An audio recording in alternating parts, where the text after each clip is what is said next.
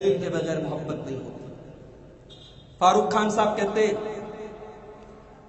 اسی تقریر میں، تمہارا باپ سعودیہ تہجد کی اذان دیتا ہے، تم مجھے نبی کی کوئی ایک حدیث دکھاؤ کہ تہجد کے لیے اذان دی ہے۔ فاروق خان صاحب سعودیہ غائب ہو جا رہے آپ، میں آپ کو یہیں پہ دلیل دے رہا ہوں۔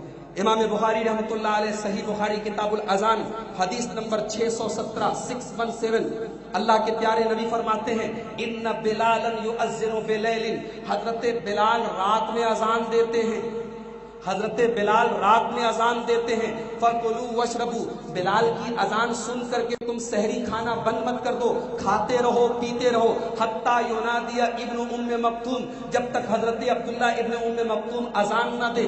نبی کے زمانے میں 2 اذان ہوتی تھی، خاص طور سے رمضان میں، ایک اذان بلال دیتے تھے، یہ تہجد کے لیے اٹھانے کی اذان ہوتی تھی، اور ایک اذان حضرت عبداللہ ابن ام مکتوم دیتے تھے، یہ فجر کی اذان ہوتی تھی۔ الحمدللہ آج بھی سعودی عرب کے اندر اس پر عمل ہے، اور آج ہندوستان میں بھی بنگلور وغیرہ کے اندر بہت ساری مسجدوں میں اس پر عمل ہوتا ہے۔ خان صاحب حدیث موجود ہے، اب آپ بتائیں کہ آپ کیوں عمل نہیں کرتے؟ ایک اور ہے پیر ثاقب شامی صاحب، ہمارے پڑوسی ملک کے رہنے والے، ان کی ایک تقریر میں سن رہا تھا، حضرت کہہ رہے تھے کہ دیکھو کوئی کہتا ہے کہ نبی بشر ہے، ہم بھی مانتے ہیں کہ نبی بشر ہے، لیکن ہم کہتے ہیں کہ نبی نور ہے، تو تم کوئی دلیل دے کہ نبی نور نہیں ہے، تم کوئی آیت دکھا دو کہ نبی نے کہا ہو لست بنور، میں نور نہیں ہوں، تم کوئی حدیث دکھا دو کہ نبی نے کہا ہو کہ میں نور نہیں ہوں۔ پیر صاحب بڑے ادب کے ساتھ آپ کی خدمت میں کہنا چاہتا ہوں، آپ کہہ رہے ہیں کہ میں کوئی آیت دکھا دوں کہ نور نہیں ہے اللہ کے نام، سوال یہ پیدا ہوتا ہے کہ ہم کیوں دکھائیں؟ دعویٰ آپ کا ہے، دلیل آپ دیں گے۔ ہمارا دعویٰ تو یہ ہے کہ سارے نبی سارے رسول بشر تھے، اور ہمارے پیارے نبی صلی اللہ علیہ وسلم بھی بشر تھے، اور قرآن کی بہت ساری آیتیں اس پر دلیل کے طور پر پیش کی جا سکتی ہیں۔ سورہ کہف کی آخری آیت ہے قل انما انا بشر مثلکم، اے نبی آپ کہہ دیجئے کہ میں تمہارے ہی جیسا ایک بشر ہوں۔ اب یہاں ایک بات یاد رہے، لوگ کہتے ہیں یہ وہابی گستاخ ہوتے ہیں، یہ نبی کو اپنے جیسا کہتے ہیں، نعوذ باللہ، ہم نبی کو کبھی اپنے جیسا نہیں کہتے۔ ہم یہ کہتے ہیں نبی انسان تھے جیسے ہم انسان ہیں، لیکن مقام و مرتبہ کے اعتبار سے ہماری کیا مجال ہے؟ نبی سارے نبیوں سے افضل ہے، سارے رسولوں سے افضل ہے، سارے نبیوں کے امام ہیں، امام اعظم ہیں، امام کائنات ہیں، سید ولد آدم ہیں، تمام آدم کی اولاد کے سردار ہیں۔ ارے میرے نبی کا مقام تو وہ ہے کہ میرے نبی جب تک جنت کا دروازہ نہیں کھولیں گے، جنت کا دروازہ نہیں کھلے گا۔ اہل حدیث کا عقیدہ سن لو، اللہ کے پیارے نبی فرماتے انا اول من یفتح باب الجنہ، جنت کا دروازہ سب سے پہلے اگر کوئی کھولے گا تو آمینہ کے لال جناب محمد رسول اللہ صلی اللہ علیہ وسلم۔ تو پیر صاحب کہتے ہیں کہ تم کوئی دلیل دو کہ اللہ کے نبی نور نہیں، آپ دلیل دیجئے کہ نور ہے۔ اللہ کے پیارے نبی فرماتے ہیں، صحیح مسلم کی روایت ہے، خلقت الملائکۃ من نور، فرشتے نور سے پیدا کیے گئے، وخلقت الجان من مارج من نار، اور جنات آگ سے پیدا کیے گئے، وخلق آدم مما وصف لکم، اور آدم علیہ السلام مٹی سے پیدا کیے گئے۔ اب اگر ہمارے نبی صلی اللہ علیہ وسلم آدم کی اولاد ہے تو ہمیں ماننا پڑے گا کہ آپ بشر ہیں اور مٹی سے پیدا کیے، نور نہیں ہے، نور تو فرشتے ہوتے ہیں۔ حضرت عائشہ سے کسی نے پوچھا، مسند احمد کی روایت، حضرت عائشہ سے کسی نے پوچھا کہ اللہ کے نبی گھر میں کیا کرتے تھے؟ حضرت عائشہ فرماتی ہیں کانا بشرا من البشر، اللہ کے نبی صلی اللہ علیہ وسلم ایک انسان تھے، بشر تھے، یفلی ثوبہ، اپنا کپڑا خود دھو لیتے تھے، صاف کر لیتے تھے، ویحلب شاتہ، اپنی بکری کا دودھ خود دھو لیتے تھے، ویقدم نفسہ، اپنا بہت سارا کام خود کر لیتے تھے۔ میرے پیارے بھائیوں، نبی کو بشر کہنے میں نبی کی توہین نہیں ہے، اللہ نے فرشتوں سے بھی اونچا مقام انسان کو دیا ہے، آپ نے نور کہہ کر کے نعوذ باللہ نبی کے مقام کو بڑھایا نہیں ہے۔ ہم نے نبی کو بشر کہا ہے، مگر خیر البشر کہا ہے، سید البشر کہا ہے، تمام انسانوں کا سردار کہا ہے صلی اللہ علیہ وسلم۔ ایک اور صاحب ہے احمد نقشبندی، حیدرآباد کے رہنے والے، وہ تقریر کم کرتے ہیں، ہنساتے زیادہ۔ ان کی تقریر جو ہوتی ہے وہ اسٹینڈ اپ کامیڈی ہوتی ہے۔ اچھا پبلک ان کی ویسی، ان کی بات کرنے کا جو انداز بیان ہے ماشاءاللہ بہت ہنساتے ہیں۔ ایک تقریر میں کہہ رہے تھے کہ بھائی یہ کہتے ہیں کہ غیر اللہ سے مانگنا شرک ہے، تو ایک لطیفہ سناتے ہیں۔ لطیفہ کیا سناتے ہیں کہ ایک مولوی صاحب جمعہ کے خطبے میں تقریر کر رہے تھے کہ غیر اللہ سے نہیں مانگنا، صرف اللہ سے مانگنا، ڈائریکٹ اللہ سے مانگنا۔ تو ایک آدمی مولوی صاحب کی تقریر سن کے گھر گیا اور اس نے طے کر لیا کہ اب مجھے ڈائریکٹ اللہ ہی سے مانگنا ہے۔ رات کو اس کے سینے میں درد ہوا، اب پورا بدن بالکل اس کا کانپنے لگا۔ اس کی بیوی آئی، بولی کیا بات ہے؟ بولا سینے میں درد ہو رہا ہے۔ بولے میں ڈاکٹر کو بلاتی ہوں۔ بولے نہیں غیر اللہ سے نہیں مانگنا۔ بچے اس کے دوڑے دوڑے آئے، کیا ہوا ہے ابا؟ بولے میرے دل میں بہت تیز درد ہو رہا ہے۔ بولے ہم ابھی ڈاکٹر کے پاس لے کے جاتے۔ بولے ارے نہیں، مولوی صاحب نے تقریر میں کہا غیر اللہ سے نہیں مانگنا۔ بہرحال بچوں نے اس کو زبردستی بچے لے کر گئے ہاسپٹل، ڈاکٹر کو دکھایا، ڈاکٹر نے دوا وغیرہ دی، ٹھیک ہو گئے۔ جب ٹھیک ہو گئے تو بچوں نے کہا کیا ابا، کیا تم پاگل پن کی بات کر رہے تھے؟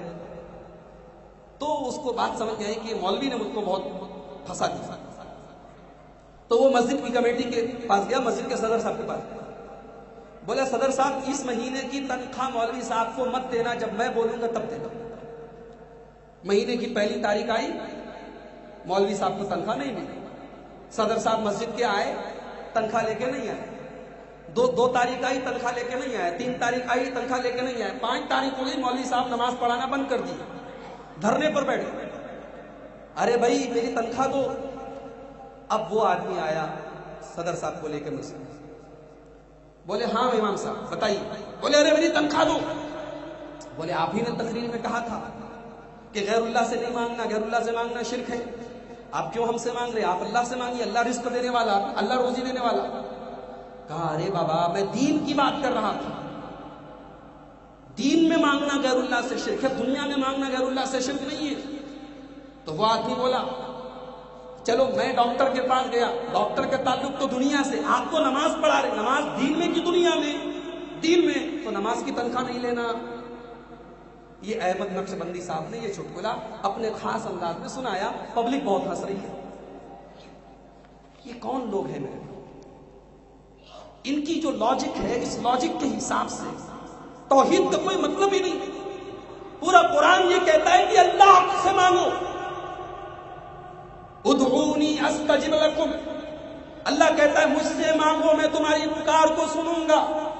اس مولوی کی لاجک کے حساب سے تو اللہ سے مانگنا ہی نہیں چاہیے۔ دیکھیے دنیا میں 2 چیزیں ہوتی ہیں، ایک ہوتی ہے اسباب کے تحت اور ایک ہوتی ہے اسباب کے اوپر۔ اسباب کے تحت ایک دوسرے سے مدد مانگنا شرک نہیں ہے۔ ہم بیمار ہوتے ہیں، ڈاکٹر کے پاس جاتے ہیں، ڈاکٹر ہمیں دوا دیتا ہے، دوا لینا شرک نہیں ہے، آپریشن کرانا شرک نہیں ہے۔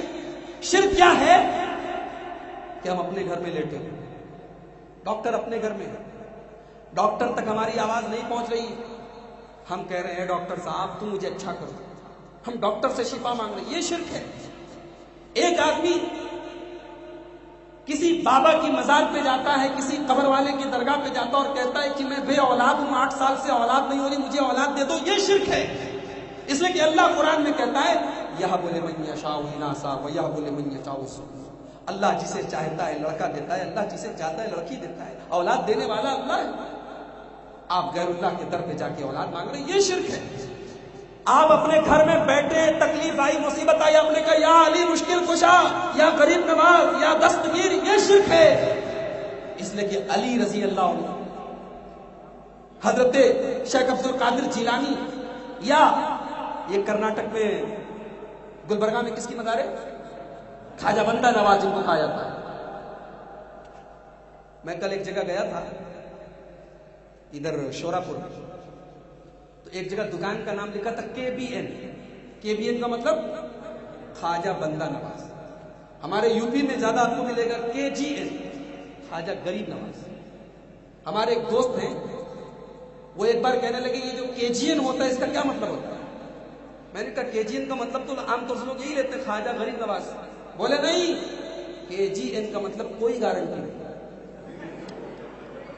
اور کہیں کہیں لکھا رہتا YKGN. YKGN کا مطلب لوگ لیتے ہیں یا خواجہ غریب نواز. تو ہمارے دوست نے کہا YKGN کا مطلب یقیناً کوئی گارنٹی نہیں. اللہ کے بندو، یہ جتنے اولیاء کرام ہیں یہ اللہ کے نیک بندے تھے. انہوں نے پوری زندگی توحید دکھائی ہے. خواجہ معین الدین چشتی اجمیری رحمت اللہ علیہ، ان کی زندگی پڑھ کے دیکھو. وہ سنسکرت زبان کے بھی بہت بڑے عالم تھے، اور انہوں نے کتنے ہندوؤں کو تبلیغ کر کے کلمہ پڑھایا، توحید پر لائے. آج ان کو تم نے غریب نواز بنا دیا. غریبوں کو نوازنے والا غریب نواز اللہ ہے. بندے کو نوازنے والا بندہ نواز اللہ ہے. لوگوں کی مدد کرنے والا غوث اعظم اللہ ہے. مشکل دور کرنے والا مشکل کشا اللہ ہے. قرآن کہتا ہے وَإِن يَمْسَسْكَ اللَّهُ بِضُرٍّ فَلَا كَاشِفَ لَهُ إِلَّا هُوَ. اے میرے نبی، اگر آپ کو کوئی تکلیف پہنچے تو اس تکلیف کو اللہ کے علاوہ کوئی دور کرنے والا نہیں. صحابہ کرام اپنے نبی سے سب سے زیادہ محبت کرتے تھے، مگر نبی کے انتقال کے بعد صحابہ کے اوپر بڑی تکلیفیں آئیں، بڑی مصیبتیں آئیں. کربلا کی شہادت کا واقعہ پیش آیا، حضرت عثمان شہید ہوئے، بڑی بڑی جنگیں ہوئی، مگر صحابہ کبھی اپنے نبی کی قبر پہ جا کے نبی سے مدد نہیں مانگے. تو بیمار کا ڈاکٹر کے پاس جانا شرک نہیں ہے، مگر کسی قبر والے کے پاس جا کے اس سے یہ کہنا کہ میں بہت تکلیف ہوں، میری تکلیف دور کر دوں، یہ شرک ہے. اسباب سپر نیچرل طریقے سے کسی سے مدد مانگنا یہ شرک. ایک اور صاحب ہیں، بات ختم کرتا ہوں، بہت زیادہ لیٹ ہو رہا ہے. مفتی اکمل صاحب، یہ بھی پڑوسی ملک ہے. مفتی اکمل صاحب تھوڑے ٹھنڈے دماغ کے مولوی مانے جاتے ہیں، اس لیے کہ ہمارے بہت سارے جو یہ علماء سو ہیں جن کا ہم تذکرہ کر رہے ہیں، اس میں زیادہ تر جو ہوتے ہیں بہت چلانے والے، چیخنے والے، جھاگ نکالنے والے اور بہت ٹارچر کرنے والے ہوتے ہیں. لیکن مفتی اکمل صاحب، یہ QTV کے نام سے ایک چینل آتا ہے، اس پہ ان کے فتوے وغیرہ بھی آتے ہیں، تھوڑے ٹھنڈے دماغ. تو مفتی اکمل صاحب ایک تقریر کر رہے تھے. بولے دیکھو، ایاک نعبد و ایاک نستعین، ہم پڑھتے ہیں نماز، اے اللہ ہم صرف تجھ سے مدد مانگتے ہیں. اور اسی قرآن میں لکھا ہے وَاسْتَعِینُوا بِالصَّبْرِ وَالصَّلَاةِ، صبر اور نماز سے مدد مانگو. تو اگر غیر اللہ سے مدد مانگنا شرک ہے تو بولو نماز اللہ کی غیر اللہ، غیر اللہ. صبر اللہ کی غیر اللہ، غیر اللہ. تو قرآن تو خود کہہ رہا ہے کہ غیر اللہ سے مدد مانگو، صبر اور نماز سے مدد مانگو. مولوی صاحب تقریر کریں، پبلک خوشی، یا مولوی صاحب قرآن سے دلیل دے رہے. یہ کیا ہے؟ اس کو کہتے ہیں میننگ میں ڈسٹورشن کرنا، مطلب بیان کرنے میں بے ایمانی کرنا. قرآن کیا کہتا ہے؟ وَاسْتَعِینُوا بِالصَّبْرِ وَالصَّلَاةِ، صبر اور نماز سے اللہ کی مدد طلب کرو. اس کا یہ مطلب نہیں ہے کہ تم کہو کہ اے صبر میری مدد کر، اے نماز میری مدد کر، یہ مطلب نہیں ہے. مطلب یہ ہے کہ تکلیف اور مصیبت میں صبر کرو تو اللہ تمہاری مدد کرے گا. مطلب یہ ہے کہ نماز پڑھو تو اللہ تمہاری مدد کرے گا. یہاں صبر اور مدد سے نماز مانگنے کا حکم نہیں دیا جاتا. تو آیت مولوی صاحب نے صحیح پڑھی، اس کی میننگ میں انہوں نے گھوٹالے سے کام. تو میرے بھائیوں، یہ چند مثالیں ہیں، یہ تھوڑے سے ایگزامپلس ہیں جو میں نے آپ کے سامنے بیان کیے ہیں علماء سنت. آخر میں اپنے نوجوان بھائیوں کے نام ایک میسج دینا چاہتا ہوں. آج اکثر یہ سوال آتا ہے فلاں مولوی کی تقریر سننا چاہیے کہ نہیں سننا چاہیے، بہت اچھا بولتے ہیں وہ. آپ پہلے علماء حق سے رجوع کریں کہ وہ فلاں مولوی صاحب یا فلاں اسکالر صاحب یا فلاں انجینئر صاحب یا فلاں ڈاکٹر صاحب، ان کا منہج کیا ہے، ان کا مسلک کیا ہے، ان کی بیس کیا ہے. اگر آپ یہ دلیل دیتے کہ نہیں صاحب ان کی بہت ساری باتیں صحیح بھی ہوتی ہیں، تو اللہ کی قسم بہت ساری باتیں ہمارے غیر مسلموں کی بھی صحیح ہوتی ہیں. انٹرنیٹ پر بے شمار شیعہ مسلک کے مولوی موجود ہیں، ان کی بھی بہت ساری باتیں صحیح ہوتی ہیں. قادیانی مسلک کے بے شمار لوگ موجود ہیں، ان کی بھی بہت ساری باتیں صحیح ہوتی ہیں. بہت ساری باتیں صحیح ہونا اس بات کی دلیل نہیں ہے کہ ہم ان سے علم حاصل کریں. علم کس سے حاصل کریں گے؟ جو قرآن و حدیث پہ چلتا ہو، جو صحابہ کے مسلک پہ چلتا ہو. ہر ایرے گیرے نتھو پھیرے کو یہ اتھارٹی حاصل نہیں ہے کہ اس سے علم حاصل کیا جائے. یہ سبق میری آج کی تقریر کا ہمارے نوجوان ساتھیوں کو یاد اور آخر میں یہی کہوں گا کہ علماء سو کے ساتھ ساتھ اللہ نے علماء حق کو بھی پیدا کیا ہے، اور انشاءاللہ قیامت کی صبح تک ایسے علماء حق موجود رہیں گے جو ان علماء سو کی تحریفات کا پردہ چاک کریں گے۔ یہ اگر قرآن و حدیث میں ملاوٹ کریں گے تو انشاءاللہ اس ملاوٹ کو بیان کرنے والے اور قرآن و سنت کے صحیح علماء ضرور ہوں گے۔ ہاں، قیامت جیسے جیسے قریب آئے گی ایسے علماء دنیا سے کم ہوتے چلے جائیں گے۔ اللہ کے پیارے نبی صلی اللہ علیہ وسلم کی بڑی مشہور حدیث ہے، صحیح بخاری کے اندر موجود ہے۔ اللہ کے پیارے نبی فرماتے، صحیح بخاری کتاب العلم 100 نمبر کی حدیث ہے، اللہ کے پیارے نبی فرماتے ہیں کہ جب قیامت قریب ہوگی تو اللہ تعالیٰ دنیا سے علماء کو اٹھا لے گا۔ جب دنیا میں علماء نہیں ہوں گے، لوگ جاہلوں کو اپنا مفتی بنائیں گے۔ آپ یقین کریں، فاروق خان رضوی صاحب جن کو آج علامہ کہا جاتا ہے، اور اسی بیجاپور کی سرزمین پر میں نے فاروق خان صاحب کو اس تقریر کا جواب دیا تھا جس میں انہوں نے کہا تھا کہ اہل حدیثوں کا کوئی امام نہیں، اور جس کا کوئی امام نہیں اس کا امام ابلیس ہے۔ میں نے ان کی تقریر کا جواب دیا تھا، انٹرنیٹ پر وہ تقریر موجود ہے۔ کمنٹ باکس میں مجھے بڑی گندی گندی گالیاں دی گئی اور کہا گیا کہ تو علامہ فاروق خان رضوی سے مناظرہ کر لے۔ اللہ کے بندو، کسی کو علامہ کہتے ہو پہلے سمجھ لو کہ علامہ کا مطلب کیا ہوتا ہے۔ فاروق خان صاحب علامہ تو چھوڑ دو، عالم کہے جانے کے لائق بھی نہیں۔ قرآن کی ایک آیت ڈھنگ سے نہیں پڑھ پاتے وہ، ایک حدیث پڑھنے میں انہوں نے 5 بار غلطی کی، انٹرنیٹ پر ویڈیو موجود ہے۔ عربی کی کسی کتاب کی ایک لائن نہیں پڑھ سکتے، اور زبان گلی کے گنڈوں کے جیسی ہے۔ یہ الگ بات ہے کہ انہوں نے لیپ ٹاپ اور اسکرین وغیرہ لا کر کے آپ کے طبقے میں انہوں نے مقبولیت حاصل کر لی ہے، اور آپ ان کو علامہ اور پتہ نہیں کون کون سے خطاب دیتے ہیں۔ اللہ کے پیارے نبی نے اس کو قیامت کی نشانی قرار دیا ہے۔ اللہ کے پیارے نبی فرماتے ہیں حتی اذا لم یبق عالما، جب دنیا میں علماء نہیں بچیں گے، اتخذ الناس رؤوسا جہالا، لوگ جاہلوں کو اپنا پیشوا بنا لیں گے، لوگ جاہلوں کو اپنا سردار بنا لیں گے۔ فسئلوا فافتوا بغیر علم، اور جاہلوں سے فتویٰ پوچھیں گے اور وہ جاہل غلط فتویٰ دیں گے اور لوگ ان کے فتووں پر نعرے لگائیں گے۔ بدر الدین اجمل صاحب اس وقت بڑے چرچے میں ہیں۔ انہوں نے کہا کہ سلفی دہشت گرد ہوتے ہیں، حکومت گورنمنٹ آف انڈیا ان کو دہشت گرد کہہ چکی ہے۔ بڑی ذمہ داری کے ساتھ ایک بات کہہ کے بات ختم کرتا ہوں۔ اہل حدیث جماعت، سلفی جماعت الحمدللہ ثم الحمدللہ پورے ورلڈ میں، پوری دنیا میں سب سے امن پسند جماعت ہے۔ ارے ہم تو وہ لوگ ہیں کہ ہمارے جلسوں میں کبھی نعرے بھی نہیں، ہم کبھی سڑک جام نہیں کرتے، کبھی جلوس نہیں نکالتے، کبھی پبلک کا راستہ بلاک نہیں کرتے۔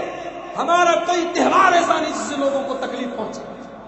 اور آپ کو معلوم ہونا چاہیے کہ پوری دنیا میں جتنی دہشت گرد تنظیمیں ہیں، جتنی ٹیررسٹ گروپس ہیں، وہ سلفیوں سے نفرت کرتے ہیں، وہ سلفی علماء سے نفرت کرتے ہیں۔ آپ یاد کیجئے، داعش کے خلاف سب سے پہلے اسی ہندوستان سے اہل حدیث مرکزی جمعیت اہل حدیث ہند نے سب سے پہلے فتویٰ اگر کسی جماعت نے اس کو پبلش کیا تھا تو جمعیت اہل حدیث نے۔ اور داعش کا جو لیڈر تھا ابو بکر البغدادی، اس کی تقریر اس وقت جو بہت ہائی لائٹ ہوئی تھی، اس نے اپنی تقریر میں شیخ عبد الرحمن السدیس جو ہمارے سلفی مسلک کے بہت بڑے عالم ہیں اور خانہ کعبہ کے امام ہیں، امام حرم ہیں، ان کے بارے میں گندی زبان استعمال کی تھی۔ تمام دہشت گرد تنظیمیں سلفیوں سے نفرت کرتی۔ کیوں؟ کیونکہ دنیا میں سب سے زیادہ دہشت گردی کے خلاف یہی لوگ ہیں۔ ہم وہ لوگ ہیں جو کسی کو کافر نہیں کہتے۔ ہمارے بھائی، اگر ہماری آواز ان تک جا رہی ہے، جو آج ہمیں بدعقیدہ اور گستاخ کہتے ہیں، ان کے علماء جن کے اوپر آج میری پوری تقریر تھی، علماء سو، آپ ان کی تقریریں سنیں، وہ کھلے عام کہتے ہیں کہ یہ کافر ہے، ہمارے بارے میں کافر کہتے ہیں۔ لیکن اللہ کی قسم، اہل حدیث جماعت، سلفی جماعت کسی کی تکفیر نہیں کرتی۔ ہمارے یہاں تکفیر، کسی کو کافر قرار دینے کے بڑے کڑے اصول ہیں، بڑے ریسٹرکشنز ہیں، بڑی لمٹس ہیں۔ ہمارے یہاں جلدی کسی کی تکفیر نہیں کی جاتی۔ اور تمام اسلامی ممالک میں حکومتوں کے خلاف بغاوت کرنے کو سلفی جماعت اور سلفی مسلک غلط قرار دیتا ہے، اور سلفی جماعت سب سے زیادہ حکومت اور جو وقت کا حکمراں ہو اس کی اطاعت کرنے کی بات کرتے ہیں۔ اسی لیے جتنی یہ باقی تنظیمیں ہیں اسلامی حکومتوں میں، وہ سلفیوں سے نفرت کرتی ہیں۔ تو یہ بات یاد رکھیں مجھے معلوم نہیں کہ بدر الدین اجمل صاحب نے یہ کس بیس اور کس بنیاد پر کیا۔ ابھی تک تو مسلمانوں کے جو دشمن تھے وہ کہتے تھے کہ ہر آتنکوادی، ہر مسلمان آتنکوادی نہیں ہوتا، لیکن ہر آتنکوادی مسلمان ہوتا ہے۔ اور ہم ڈیفنس میں کہتے تھے نہیں صاحب یہ بات غلط ہے، آتنکوادی کا کوئی گھر نہیں ہوتا، آتنکوادی کا کوئی مذہب نہیں ہوتا۔ مگر آپ نے ہندوستان کی پارلیمنٹ میں کھڑے ہو کر مسلمانوں کے دشمنوں کی اس بات کو صحیح کہہ دیا۔ آپ نے کہہ دیا کہ گورنمنٹ آف انڈیا ان کو ٹیررسٹ قرار دے چکا۔ حالانکہ بعد میں مولانا نے معافی بھی مانگی، معذرت نامہ بھی پیش کیا، لوک سبھا کی ریکارڈنگ سے اس کو کٹوا بھی دیا، مگر انہوں نے زہر اگل دیا۔ وہ پھیل چکا ہے پوری دنیا میں، اور وہ جہاں تک جائے گا اس کی آواز جائے گی۔ اب اس زہر کا علاج یہ ہے، اللہ مولانا کو توفیق دے کہ وہ پارلیمنٹ میں کھڑے ہو کر جہاں سے انہوں نے وہ بیان دیا تو وہیں سے اس کی تردید کرے اور کہیں کہ ہاں یہ بات میں نے بہت غلط بات کہی، ایسا نہیں ہے۔ آخر میں اللہ سے دعا کرتا ہوں اللہ علماء حق کی حفاظت فرمائے، اللہ ان تمام علماء کی جو قرآن و سنت کے صحیح عالم ہیں اور قرآن و سنت کے داعی ہیں اور قرآن و سنت کے علم بردار ہیں، اللہ ان کی حفاظت فرمائے۔ اور ان علماء، وہ علماء جو قرآن و سنت سے لوگوں کو روکتے ہیں اور جو مسلکی حق پر چلنے والوں سے لوگوں کو برگشتہ کرتے اور نفرت ان کی پیدا کرتے، اللہ ان کو صحیح سمجھ عطا فرمائے، اللہ ان کے ماننے والوں کو صحیح سمجھ عطا فرمائے۔ اللہ ہم سب کو اپنی صراط مستقیم پر چلنے والا بنا دے۔ رب العالمین، ہمارے ملک کے حالات اس وقت بڑے خطرناک چل رہے ہیں، پالیسیاں بڑی گڑبڑ چل رہی ہیں، امن کا جو تانا بانا ہے اس کو توڑنے کی کوششیں ہو رہی ہیں۔ اے اللہ تو ہمارے اس دیش کی، ہمارے اس ملک کی، ہمارے اس وطن کی حفاظت فرما، ہمارے آپس کے امن اور چین کی حفاظت فرما۔ اے اللہ تو ہماری مسجدوں کی، ہمارے دینی اداروں کی، ہمارے علماء کی اور دین کا کام کرنے والے تمام دعات کی حفاظت فرما۔ اے اللہ تو ہمیں اپنے نبی سے، نبی کے صحابہ سے، نبی کے اہل بیت سے، تمام سلف صالحین سے، تمام ائمہ کرام سے، تمام اولیاء کرام سے صحیح اور سچی محبت کرنے کی توفیق نصیب فرما۔ اے اللہ تو ہمیں ان لوگوں سے بری کر دے، اے اللہ تو گواہ ہے کہ ہم ان سے بری ہیں جو تیرے نبی کے صحابہ کو گالیاں دیتے ہیں، اے اللہ ہم ان سے بری ہیں جو تیرے نبی کے صحابہ کے بارے میں لعن طعن کرتے ہیں، اے اللہ تو صحابہ کرام کے بارے میں ہمیں اپنی زبانوں کی حفاظت کی توفیق نصیب فرما۔ آج کا یہ پروگرام جن بھائیوں کی محنت سے منعقد ہوا، اللہ ان کی کوششوں کو قبول فرمائے، اللہ ان کے مال و منال میں، ان کی روزی روٹی میں برکت عطا فرمائے۔ جتنے لوگ یہاں بیٹھے ہیں اللہ سب کی روزی روٹی میں برکت نصیب فرمائے، جو بیمار ہیں سب کو شفائے کامل عاجل عطا فرمائے۔ اللہ ہمارے نوجوانوں کو دین پر چلنے والا بنا دے اور زندگی کی آخری سانس تک اپنے دین کے لیے کام کرنے والا بنا دے۔ اللہ ہماری ماں بہنوں کو اسلامی پردے کا، اسلامی شرم و حیا کا علم بردار بنا دے۔ رب العالمین ہماری ماں بہنوں کو حضرت فاطمہ اور حضرت عائشہ کی سیرت پر چلنے والا بنا دے۔ اللہ ہمیں قرآن و سنت سے جڑنے والا بنا دے، جب تک دنیا میں زندہ رکھے اسلام کو زندہ رکھے اور خاتمہ ہمارا ایمان پر ہو۔ آمین وآخر دعوانا ان الحمد للہ رب العالمین والسلام علیکم ورحمۃ اللہ۔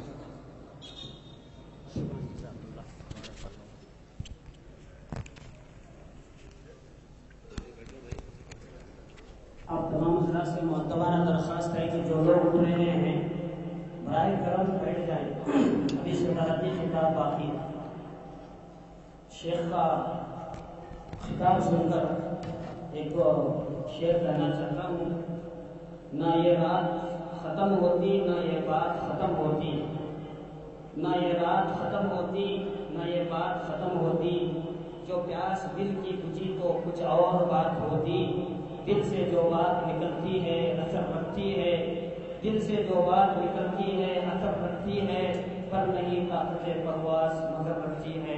اللہ تعالیٰ سے دعا ہے کہ اللہ تعالیٰ شیخ کی عمر میں برکت عطا فرمائے، اللہ تعالیٰ آپ کو جو ہے ریاکاری سے بچائے، اللہ تعالیٰ آپ کو نظر بد سے محفوظ فرمائے، اللہ تعالیٰ آپ کو صحت و تندرستی سے نوازے اور تعداد حیات ایسی دینی خدمات دیتا ہے۔ محترم حضرات، یہاں ایک بات غور کرنے والی یہ ہے کہ ابھی ابھی خواتین میں سے یہ خاتون نے اپنے پاس جو چاندی کے چین تھے اس مسجد کے تعاون کے لیے چندے کے طور پر اپنے چین کو نکال کر دیا ہے۔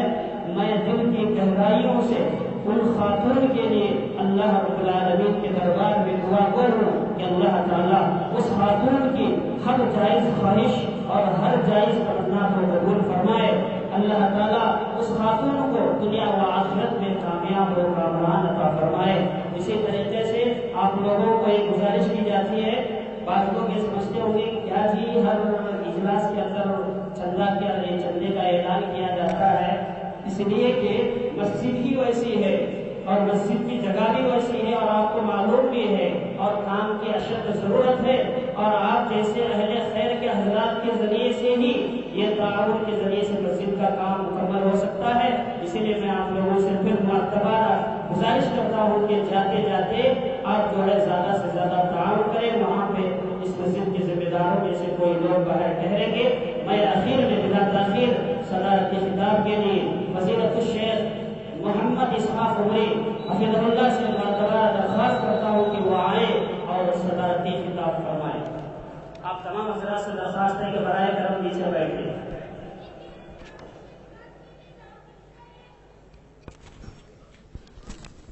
السلام علیکم ورحمۃ اللہ۔ حضرات گھبرائیں نہیں، میں بھی تھکا ہوا ہوں۔ طبیعت تو چاہ رہی تھی کہ مولانا بولتے رہیں اور ہم سنتے رہیں، بڑا ہی مزہ آ رہا تھا، اسی لیے تو کہا گیا وَإِنَّ مِنَ الْبَيَانِ لَسِحْرٌ، بعض بیانات میں جادوگری ہوتی ہے، انسان کو وقت کیسا جاتا ہے کیا ہے۔ میں دیکھ رہا تھا غور سے، اتنا غور سے سن رہے ہیں کہ منہ کھولے ہوئے شاید مچھر آتا جاتا ہے تب بھی آپ کو خبر نہیں، بہت ہی غور سے سن رہے تھے۔ ایسوں کے لیے ہی اللہ نے کہا فَبَشِّرْ عِبَادِ الَّذِينَ يَسْتَمِعُونَ الْقَوْلَ فَيَتَّبِعُونَ أَحْسَنَهُ أُولَٰئِكَ الَّذِينَ هَدَاهُمُ اللَّهُ وَأُولَٰئِكَ هُمْ أُولُو الْأَلْبَابِ۔ میرے نبی جنت کی خوشخبری دیجیے ان بندے اور بندیوں کو جو میرے کلام کو غور سے سنتے ہیں اور سنی ہوئی باتوں پر عمل کرتے ہیں، یہی وہ لوگ ہیں جن کو اللہ نے آنے بیٹھنے سننے سنانے کی ہدایت دیا اور اللہ کی نگاہ میں عقل مند ہے۔ تو آپ جنت کے مستحق بن گئے، باتوں کو غور سے سنا۔ ہم بھی چاہ رہے تھے کہ مولانا اور بھی بولتے رہیں، یہ اللہ تعالیٰ کی دین ہے، باتوں میں اثر ہوتا ہے۔ مولانا ہم جو تصور کر رہے تھے ہمارے تصور سے بھی زیادہ ہوا، روحانی غذا مل گئی، طبیعت بھر گئی، اور بھی اللہ ہمیں ایسے مواقع عطا فرمائے کہ مولانا آتے رہیں اور ہمارے لیے بیان کرتے رہیں تاکہ ہمارے ایمان میں تازگی ہو اور ہمارے اندر جو خامیاں وہ دور ہو اور ہمیں آخرت کی تیاری کی توفیق بھی ہو۔ ان بیانات سے واقعی فائدہ ہوتا ہے۔ بعض لوگ بیانات کو بھی عجیب رنگ دیتے ہیں۔ مجھے تو مولانا کے بیان سے وہ بات یاد آ رہی تھی جو مولانا اسماعیل شہید رحمۃ اللہ علیہ دہلی کی جامعہ مسجد سیڑھیوں پر بیٹھ کر بیانات کرتے تھے، گھنٹوں 2-2 3-3 گھنٹے، بارش برستا، بادل گرجتا، بجلیاں چمکتی، بیٹھے ہوئے لوگ چھتریاں لے کر بیٹھتے، نیچے سے پانی بھی جاتا تو خبر نہیں ہوتی وہ کیا بیان تھا، وہ کیا سننے والے تھے۔ آخر مولانا کا ایک مرتبہ بیان ہو گیا، لوگ اٹھ کر چلے گئے۔ ایک آدمی آیا دیہات سے، کہتا ہے مولانا میں بدنصیب ہوں کہ اتنے لوگوں نے آپ کے بیان کو سنا اور انہوں نے معلومات حاصل کی، مجھے دور سے آنا پڑا، بدنصیب ہوں، کاش وقت سے پہلے آتا تو آپ کی بات سنتا۔ آج کا موری ہوتا تو کہتا ہے کہ جامعہ چلا جا پھر دیکھا جائے گا۔ مولانا اسماعیل شہید رحمۃ اللہ علیہ کہتے بٹھا دیا، شروع سے لے کر آخر تک 3000 لوگوں کو جو بیان کیا تھا ایک کے سامنے اتنا وقت لے لیا۔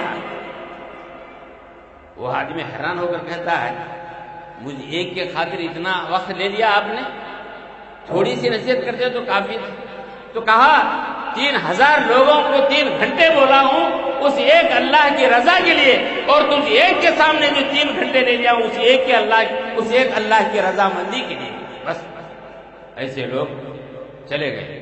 وہ صورتیں کہ الہی کس ملک میں بسی ہیں اب جن کے دیکھنے کو آنکھیں ترس رہی ہیں۔ واقعی مولانا نے جیسے کہا علماء دنیا سے اٹھا لیے جائیں گے اور آپ دیکھنا بھی چاہیں آنکھیں ترسیں گی مگر نہیں دیکھ سکیں، کان ترسیں گے سننے کے لیے، سنانے والے نہیں ہوں گے۔ غنیمت جانیے علماء کے وجود کو اور ان کے حق میں دعا کیجیے کہ اللہ ان کو صحت و عافیت سے اور دشمنوں کی دشمنی سے، باغیوں کی بغاوت اور نظر بد سے بچا کر دین کے اس کام کو لے کر آگے وہ بڑھتے رہیں. میں زیادہ نہیں کہنا چاہتا کیونکہ آپ وقت بھی بہت ہو گیا ہے. اللہ سے دعا ہے اللہ تعالی ہمیں سننے سے بڑھ کر سنی ہوئی باتوں پر سب کو عمل کرنے کی توفیق عطا فرمائے. عمل ہی میں ہماری نجات ہے. عمل سے زندگی بنتی ہے، جنت بھی جہنم بھی. یہ خاکی اپنی فطرت میں ناری ہے، نوری ہے. آخر میں اللہ سے دعا کرتا ہوں کہ اللہ تعالیٰ ان منتظمین کو اجر عظیم عطا فرمائے جو انہوں نے اتنا اچھا اجلاس منعقد کیا اور پھر علماء کو بلا کر سیرابی ہماری جو ہمیں پیاس تھی، بھوک تھی، اس پیاس اور بھوک کو مٹا دیا. رب العالمین ایسے کام ان سے لیتا رہے. اور پھر مجھے صدارت کی کرسی سے جو آپ نے زینت بخشی، اللہ تعالیٰ سے میں دعا کرتا ہوں کہ اللہ تعالیٰ آپ کو اس کا بدلہ اور صلہ عطا فرمائے. وآخر دعوانا الحمدللہ رب العالمین.